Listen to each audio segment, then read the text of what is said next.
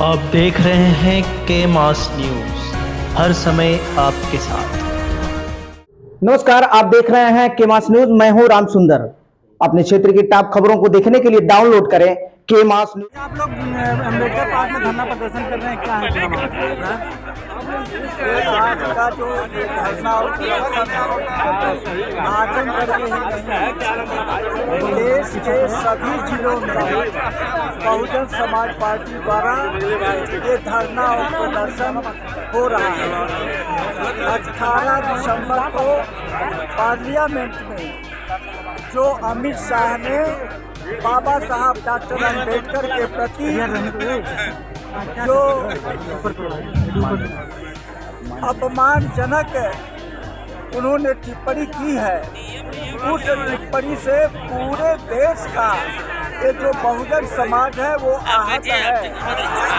19 दिसंबर को बहन कुमारी मायावती जी ने उनको चेतावनी दिया था कि आप माफ़ी मांगें और आपने जो पार्लियामेंट में कहा है उस शब्द को आप वापस लीजिए, और नहीं तो हम पूरे देश में इस तरह का धरना और प्रदर्शन करेंगे कि पूरे देश के लोग थर-थर रह जाएंगे। इसलिए आज हम लोग ये धरना और प्रदर्शन कर रहे हैं, क्योंकि बाबा साहब डॉक्टर अम्बेडकर अगर नहीं होते तो शायद अंग्रेज इस देश को छोड़ करके जाते नहीं। क्योंकि बाबा साहब डॉक्टर अम्बेडकर जब संविधान बनाने के लिए तैयार हुए, देश में कोई नेता नहीं था। आज तमाम दल बन गए हैं, उस समय कोई नहीं था जो संविधान बनाने के लिए तैयार था। अगर संविधान बनाने के लिए कोई तैयार था तो वो बाबा साहब डॉक्टर अम्बेडकर तैयार थे, और जो उन्होंने संविधान बनाया वह एक वर्ग जाति के लिए नहीं बनाया, वो पूरे देश के लिए बनाया, हर समाज के लिए बनाया। उन्होंने समता मूलक समाज बनाने की उन्होंने स्थापना करने की बात कहा था। इसलिए उन्होंने कहा कि जात विहीन और धर्म विहीन समाज होना चाहिए, और ऐसे महान व्यक्तित्व के ऊपर एक साधारण सा आदमी जो इस देश का गृह मंत्री बना हुआ है, अमित शाह, उन्होंने टिप्पणी किया।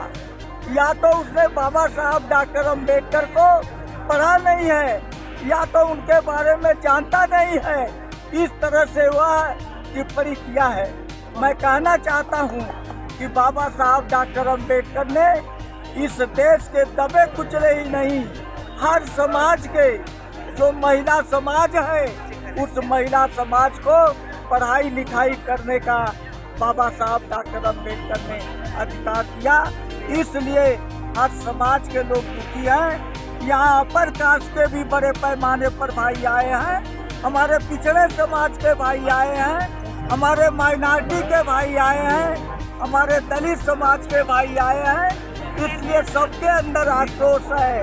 अभी तो बहन जी ने शांतिपूर्ण ढंग से यह धरना और प्रदर्शन करने के लिए कहा है।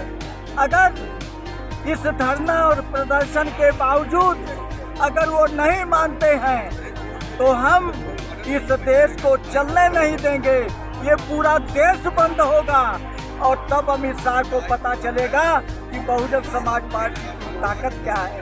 इसलिए मैं तो इस धरना और प्रदर्शन के माध्यम से जिलाधिकारी के थ्रू हम महामहिम राष्ट्रपति जी को एक ज्ञापन देंगे कि महामहिम जी दबाव दे करके उनको आदेशित करें कि वह माफ़ी मांगे और पार्लियामेंट में माफ़ी मांगे, और अपनी बात जो उन्होंने कहा है उसको वापस लें। इसी को लेकर के ये धरना और प्रदर्शन यहाँ पे हो रहा है।